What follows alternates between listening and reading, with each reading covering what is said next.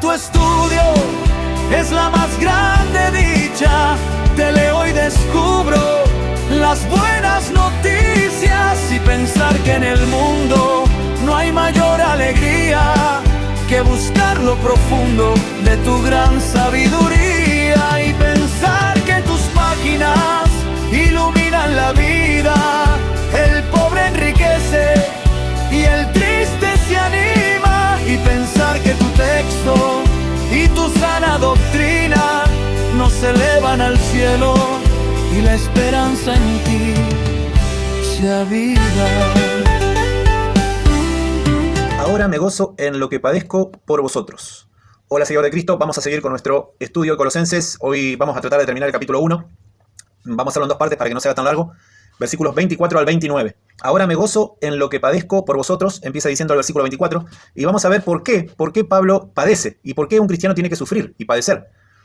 Pero también algo que llama la atención es que dice me gozo en lo que padezco.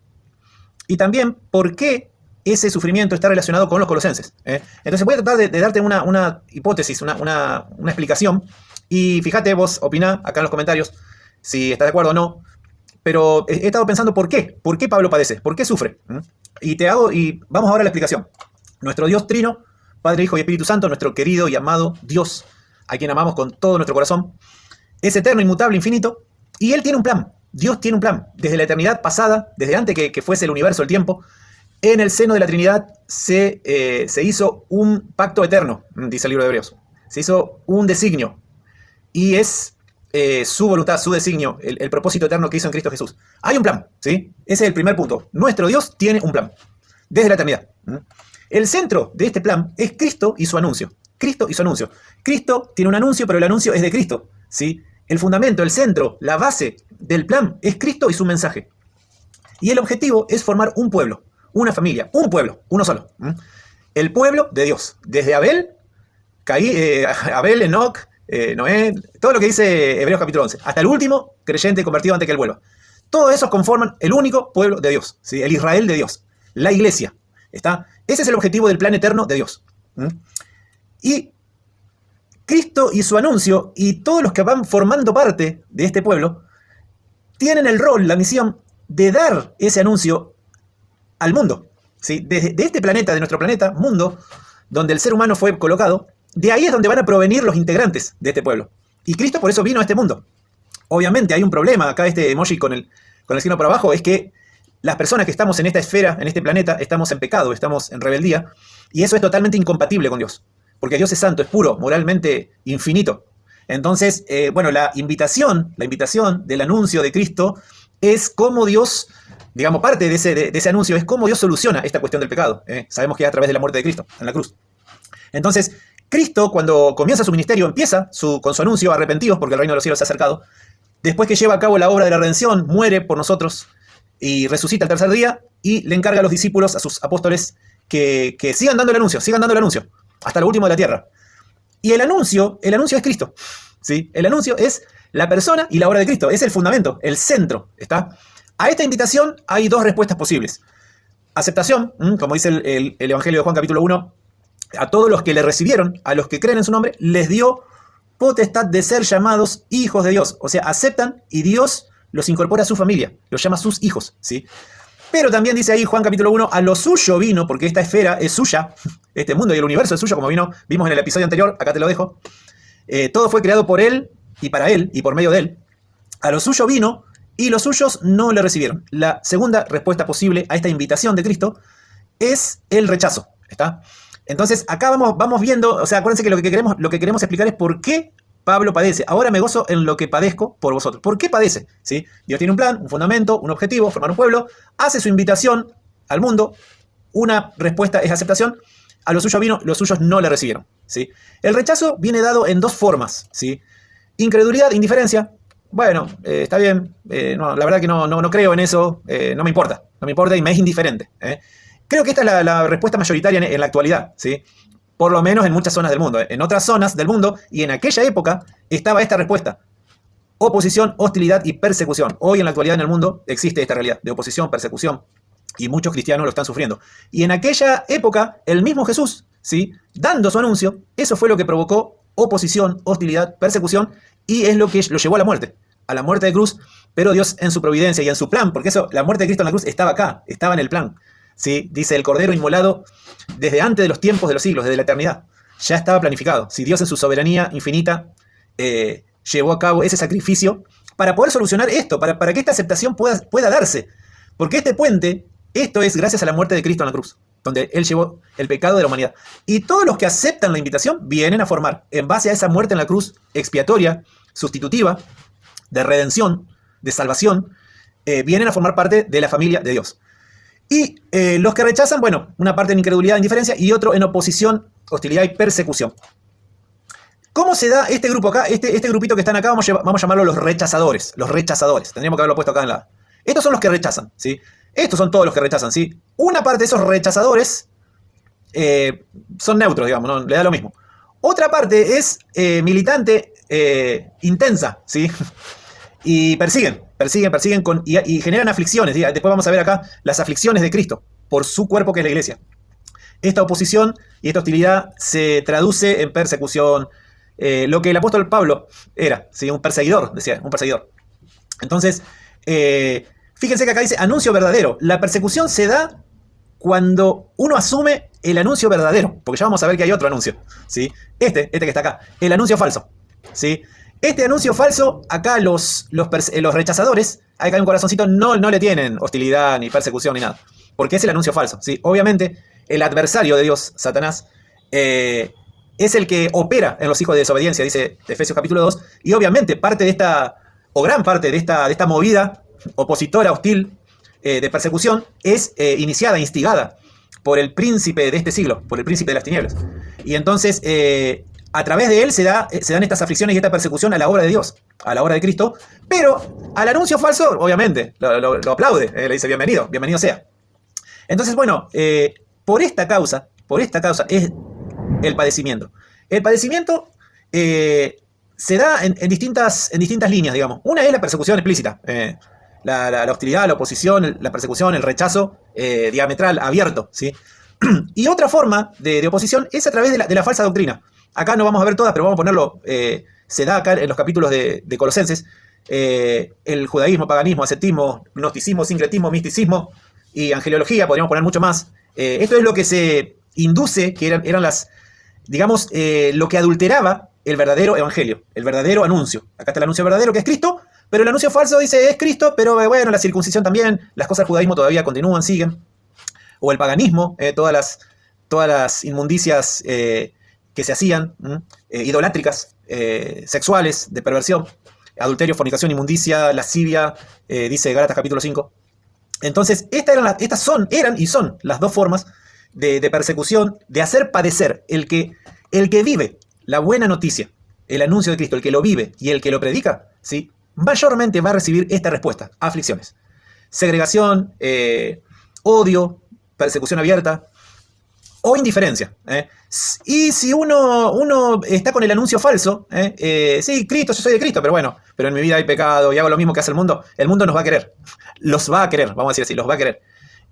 Porque es el anuncio falso. Es de labios decir algo, pero después en la vida hay adulterio, fornicación, inmundicia, lascivia, idolatría, hechicería, enemistades, pleitos, celos, iras, contiendas, iras, borracheras, todo lo que figura ahí en Gálatas capítulo 5.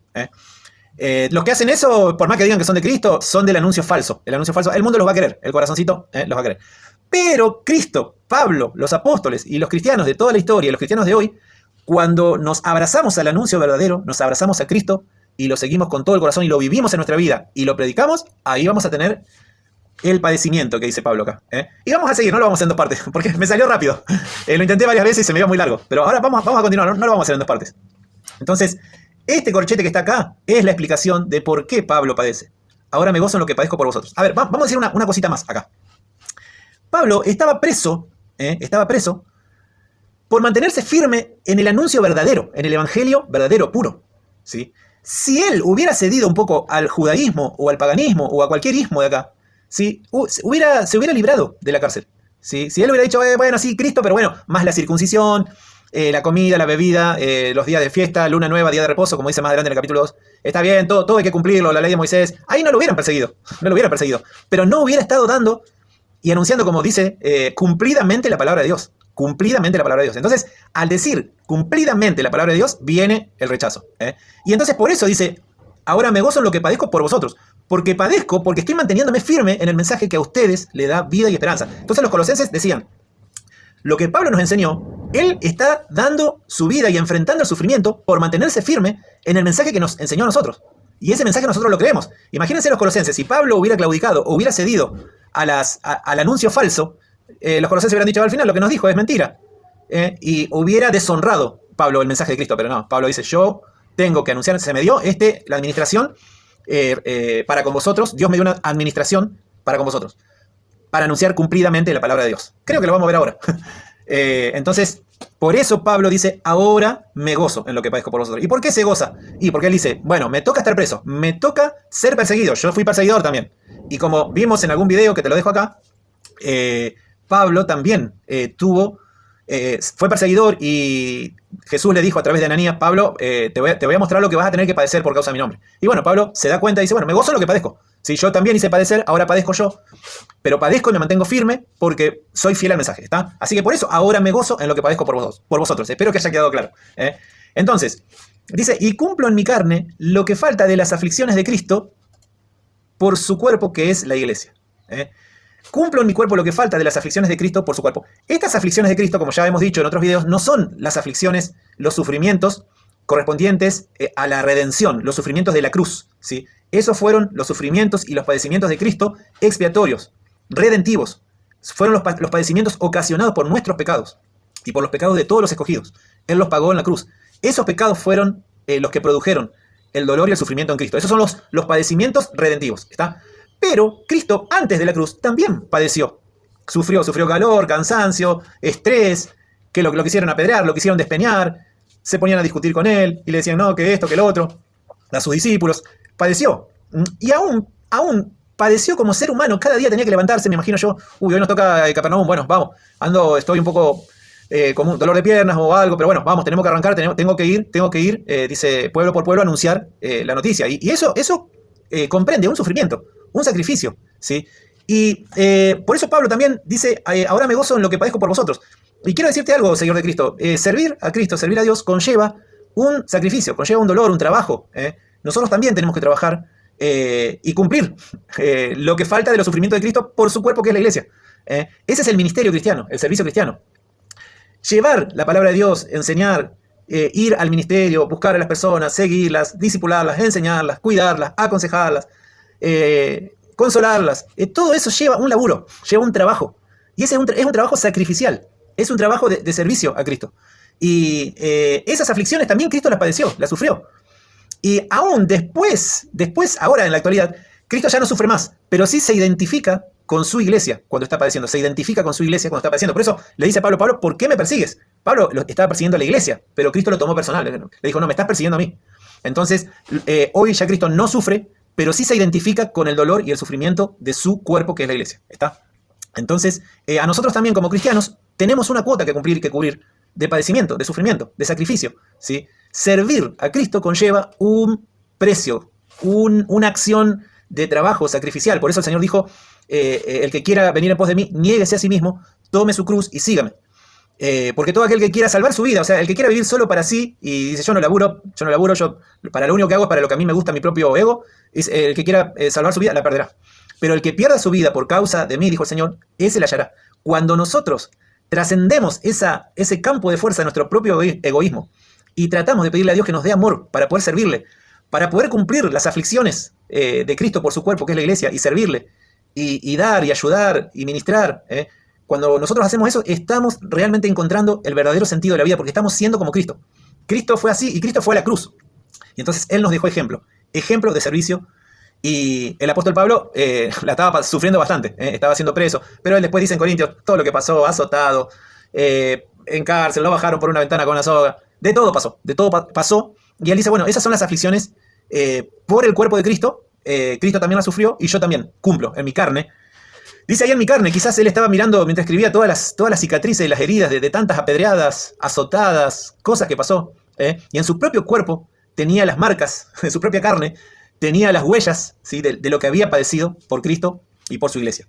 Y dice, yo cumplo en mi carne lo que falta de la salvación de Cristo por su cuerpo, que es la iglesia, ¿sí? Pablo muchas veces pone, no sé si es el único escritor en el Nuevo Testamento que pone la figura del cuerpo, es la iglesia, Cristo la cabeza. Creo que Pablo es el único. Y sigue diciendo, de la cual, de la iglesia, yo fui hecho ministro. Él era un servidor, un ministro, un servidor de la iglesia. Y acá estaba lo que estábamos diciendo recién, según la administración de Dios, que me fue dada para con vosotros. Miren la centralidad de la asamblea, la centralidad de este pueblo. Este pueblo acá que estaba en el plan eterno de Dios, ahora estaba acá en el tiempo y en el espacio llevándose a cabo, y hoy está también en tu comunidad, la comunidad local a la cual asistís, ¿sí? Es el centro de la voluntad de Dios. Está en el corazón mismo de Cristo, esa familia, ese cuerpo. Te dejo acá un video que hablamos sobre eso. Entonces, fíjense acá cómo se ve gráficamente. Por su cuerpo, que es la iglesia, por vosotros, de la cual, para con vosotros. Lo que Pablo se está refiriendo, cómo todo converge, ¿sí?, en la familia. El objetivo de la gloria de Dios, de su plan eterno, es su único pueblo, su Israel. El Israel de Dios, dice Pablo en Gálatas. La familia de Cristo. El cuerpo de Cristo, del cual Él es la cabeza, ¿sí? Bueno, entonces, la administración de Dios que me fue dada para que anuncie cumplidamente. Acá está lo que estábamos diciendo. Pablo dice, tengo que decirlo bien, tengo que decirlo, no puedo, para beneficiarme a mí mismo, no puedo dejar de enfatizar cosas de este anuncio. Porque este anuncio le costó la vida y la sangre a Cristo en la cruz. Y a mí me fue dada la administración para con vosotros. Entonces yo tengo que anunciar cumplidamente. Y me toca pagar el precio. Cárcel, persecución, de todo, enfermedades, frío, de todo le pasaba. Angustia, por eso dice lo que lucho. Y entonces, para que anuncie cumplidamente, fíjense, el anuncio que estaba en el plan, acá Pablo dice, para que anuncie cumplidamente la palabra de Dios. La palabra de Dios, como dijimos en este video, el evangelio, la gracia de Dios que fue dada para con vosotros, la sabiduría de Dios, la luz, su voluntad, el evangelio, la palabra de Dios o el anuncio, ¿sí? Vamos a repasarlo. Cristo es el centro, el fundamento, pero Cristo tiene una enseñanza, una doctrina. Y esa doctrina hoy la tenemos en la palabra de Dios, en los 66 libros, ¿sí? La palabra de Dios, el evangelio, el anuncio, todos los 66 libros apuntan a Cristo. Los 66 libros tienen un hilo conductor que lleva al evangelio, a la buena noticia, al pueblo de Dios, al plan eterno. Es el plan unificado en toda la escritura, ¿sí? Como dijimos en este video, en el Antiguo Testamento fue preparatorio, fue preliminar. Dijimos en ese video, es como una maqueta. Es algo que Dios fue preparando el escenario, Y en el Nuevo Testamento viene el protagonista a ese escenario, que es Cristo. Y entonces Cristo es el centro, miren, es el fundamento, es la piedra angular, dice Efesios capítulo 2. El fundamento de la cual el Señor Jesús es la piedra angular, sobre el fundamento de los apóstoles y profetas, siendo la principal piedra del ángulo Jesucristo mismo, dice Efesios capítulo 2. Entonces la palabra de Dios, la Biblia que hoy tenemos, los 66 libros, el canon, el Antiguo y el Nuevo Testamento, el Antiguo anticipa figuradamente, en sombras, en tipología, a Cristo y su obra central, su objetivo primordial, que es formar un pueblo para su gloria. Y entonces en el Nuevo Testamento, como estamos estudiando ahora Colosenses, ya se describe y se dice, se devela el misterio. Este era el propósito de Dios que Dios estaba preparando en el Antiguo. Dice Pablo, la palabra de Dios. La palabra de Dios, justamente, no lo había pensado, pero el misterio. La palabra de Dios es el misterio, claro. Porque ahora en el Nuevo Testamento se devela que todo aquello que estaba en los 39 libros, la formación de un pueblo desde Abraham, Isaac, Jacob, las 12 tribus, el Éxodo, ¿qué más? Los años en el desierto, las promesas de la tierra, las promesas del pueblo, todo era prefigurado, todo era una señal, ¿sí? La tierra de Canaán, todo el periodo de los jueces, todo lo que pasa en esas historias épicas. Después viene Samuel, Saúl, David, Salomón, el reinado. En ese tiempo de David y Salomón se cumplió la promesa de la tierra de Canaán en forma material, física, literal, ¿sí? Pero el Nuevo Testamento lo que devela respecto del misterio es que esa promesa a Abraham tenía una dimensión espiritual, eterna, celestial, ¿sí? Entonces ese Canaán era una prefiguración de Cristo. Cristo es nuestra tierra prometida. Dios es nuestra herencia, su presencia gloriosa en medio de su pueblo. A eso apuntaba aquel símbolo, aquella señal, ¿sí? Entonces, bueno, el misterio, dice Pablo, el misterio que había estado oculto desde los siglos y edades. Acá se separa, vamos a hacer una pequeña ordenación para poder separar.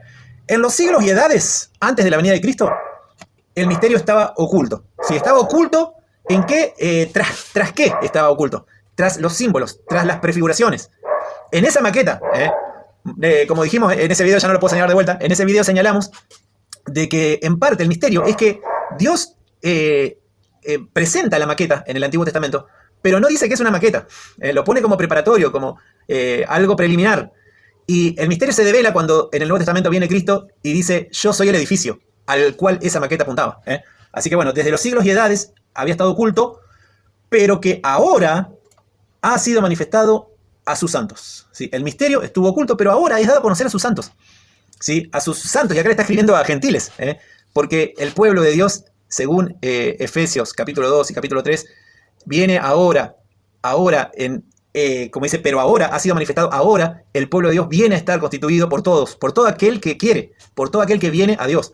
Y ya no depende de una cuestión étnica, ni siquiera del pacto del Antiguo Testamento, sino que hay un nuevo y definitivo pacto, ¿sí? Y un nuevo y definitivo pueblo. Dice el apóstol Pablo en Efesios 2, de ambos hizo un solo y nuevo hombre, el kainos antropos, una nueva y definitiva humanidad. ¿Sí? No convierte judíos en gentiles ni gentiles en judíos, sino que toma judíos y gentiles y forma una única y definitiva familia. Y entonces, eso ahora ha sido manifestado a sus santos. Y Pablo ahora se lo está develando. A quienes Dios quiso, dice, dar a conocer. Fíjense, manifestado, dar a conocer. Misterio, oculto, manifestado. Oculto, manifestado. De esta forma podemos tener también un esquema muy general de la Escritura. En el Antiguo Testamento, sí, el misterio está oculto. En el Nuevo Testamento, el misterio se devela. ¿Cuál es el misterio? Cristo. Cristo en vosotros, dice Pablo, creo que lo va a decir ahora. Cristo en vosotros, la esperanza de gloria. ¿Sí? Así que bueno, vamos a seguir avanzando. Manifestado, dar a conocer, oculto. Los siglos y edades está oculto. Ahora, manifestado, dado a conocer, palabra de Dios, el misterio. Dice, dar a conocer las riquezas de la gloria de este misterio entre los gentiles. Fíjense qué tremendo que es esta columnita que tenemos acá. Tenemos una columnita, la palabra de Dios, el misterio. Y acá Pablo dice las riquezas de del glorioso misterio. Ya no dice misterio, glorioso misterio. Porque este misterio es el centro del plan de Dios, que es Cristo en vosotros. Cristo en su pueblo, Cristo en el creyente, y el creyente en Cristo. ¿Sí? No, toda nuestra vieja naturaleza, nuestro pecado, todo nuestro cuerpo pecaminoso carnal, dice el capítulo 2, ha sido circuncidado en la circuncisión de Cristo, en la muerte de Cristo en la cruz. ¿Sí? Y fuimos sepultados con Él en el bautismo, no en el bautismo de agua, sino en la unión con Cristo, sepultados con Él, en el cual fuisteis también resucitados juntamente con Él, mediante la fe en el poder de Dios que le levantó de los muertos. Eso está en el capítulo 2, que dentro de poco lo vamos a ver. Entonces, las riquezas de la gloria de este misterio, Señor de Cristo, sin entenderlo muy bien y sin tener tantos conocimientos y tanta profundidad teológica, la cuestión es que Dios hizo algo tremendo, una obra que va más allá de nuestro entendimiento. Nos hizo participantes de su pueblo, ¿sí? A través de este glorioso misterio, ¿sí? Estas riquezas del glorioso misterio. La palabra de Dios ha sido manifestada, ha sido dada a conocer, y nosotros estamos incluidos en eso. Y tenemos que saberlo, porque esa es nuestra identidad. Eso es lo que refuerza y fortalece nuestra fe. No estamos acá en este mundo a la Bartola, no estamos a ver si Dios un día sí, un día no. No. Tenemos que conocer la doctrina, tenemos que conocer lo que Dios hizo. Nuestra salvación, nuestra redención está basada en lo que Él hizo, no en lo que a nosotros nos parece, o cómo nos sentimos, o cómo andan nuestras emociones, nuestros sentimientos. No. Está basado en lo que es Cristo y en su anuncio, ¿sí? En Cristo y en su anuncio. Nosotros tenemos que poner toda nuestra fe en Él.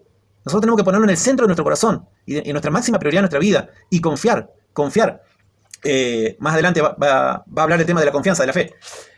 ¿Y cuál es esta riqueza, este glorioso misterio? No puedo decirlo con demasiada fuerza, con demasiado énfasis y denuedo. Cristo en vosotros, Cristo en mí, Cristo en vos.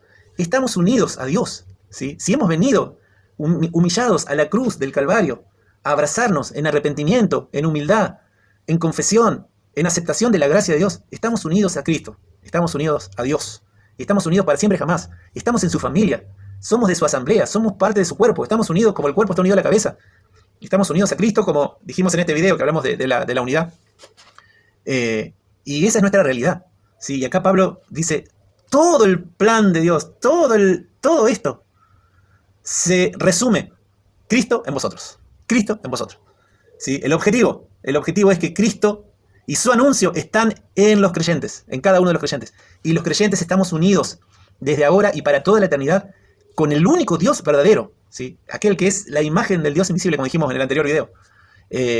Jesús es la imagen del Dios invisible, el primogénito de toda creación.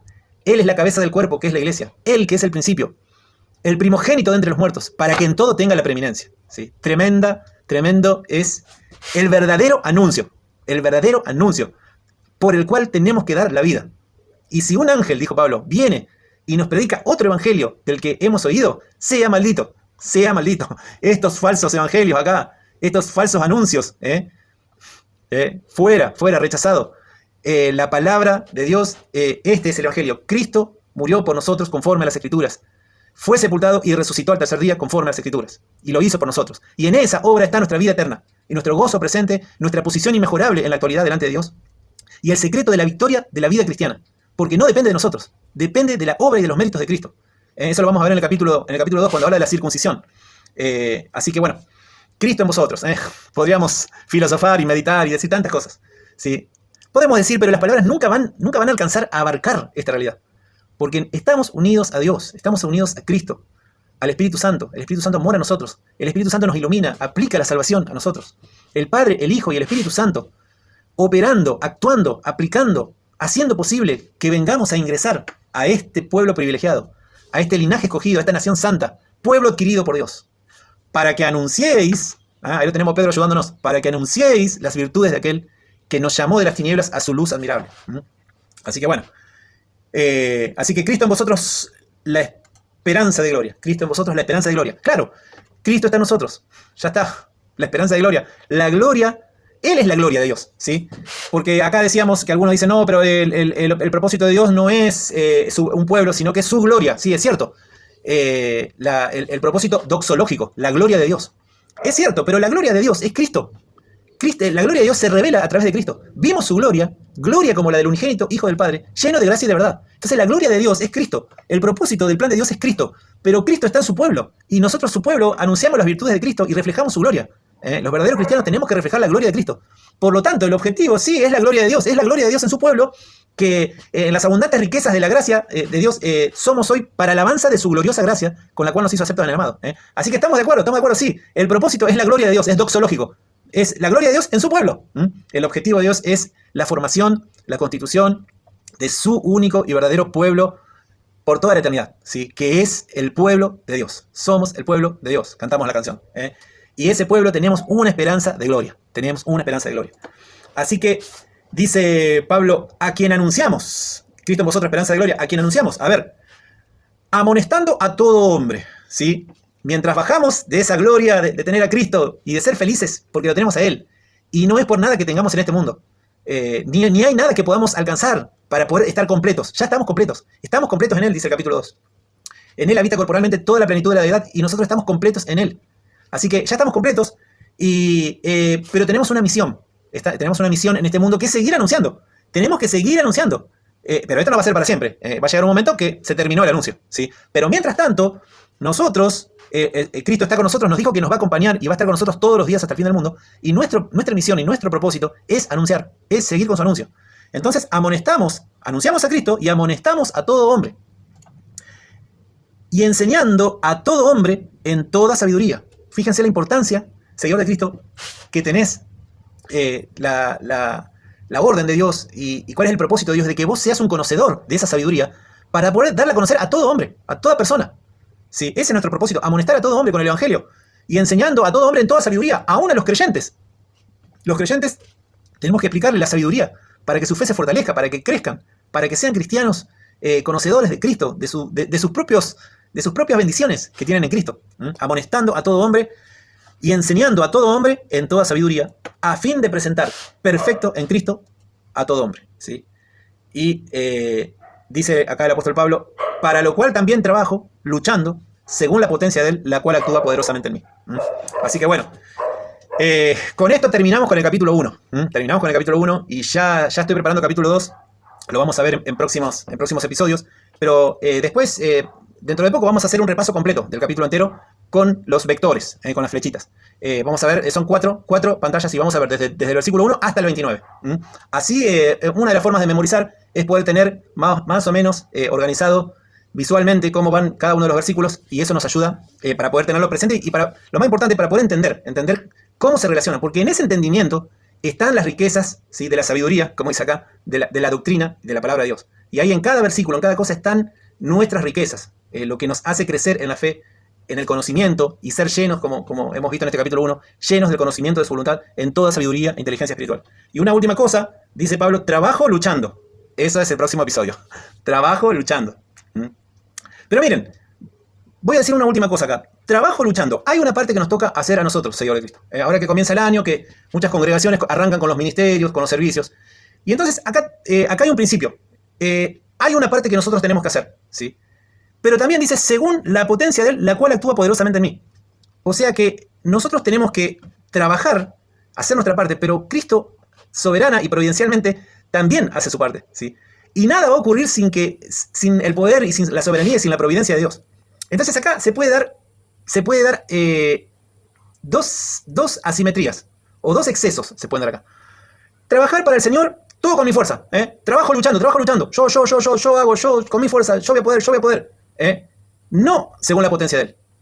Y se puede dar otro extremo, el que dice, la potencia de Él actúa poderosamente en mí, entonces yo hago la plancha tranquilo, porque Dios va a hacer su obra. No me tengo que esforzar, ni esmerar, ni nada, porque todo es por la soberanía de Dios. No, ese es el otro extremo.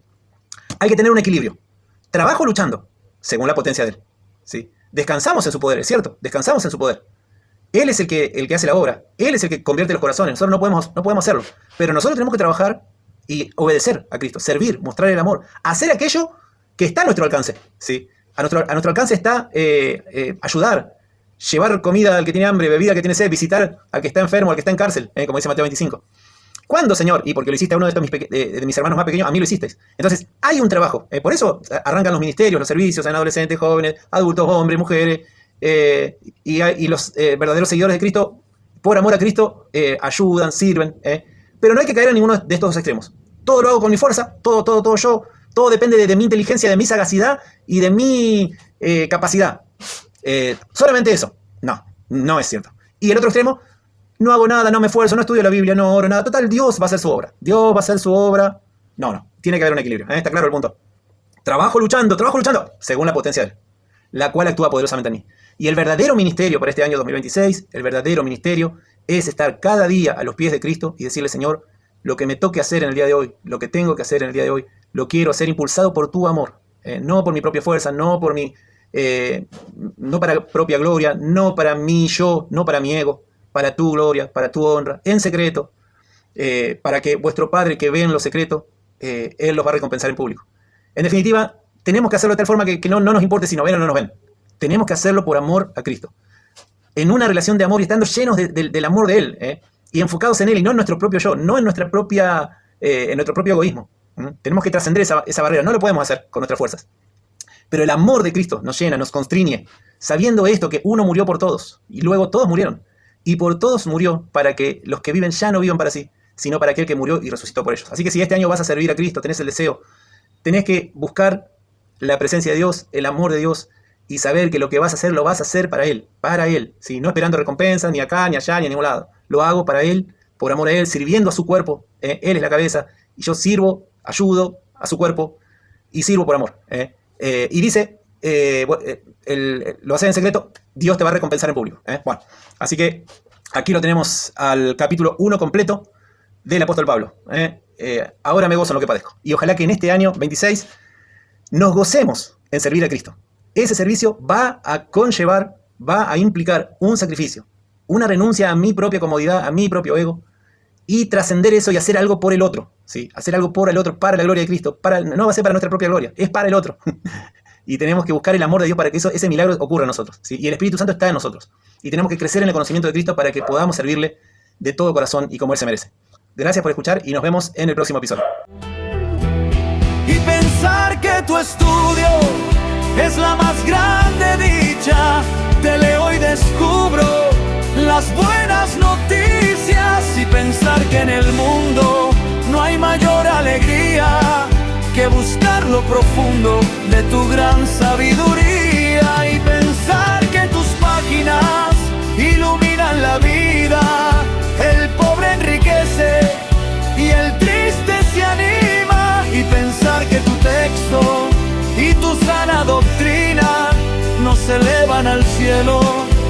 esperanza en ti se aviva.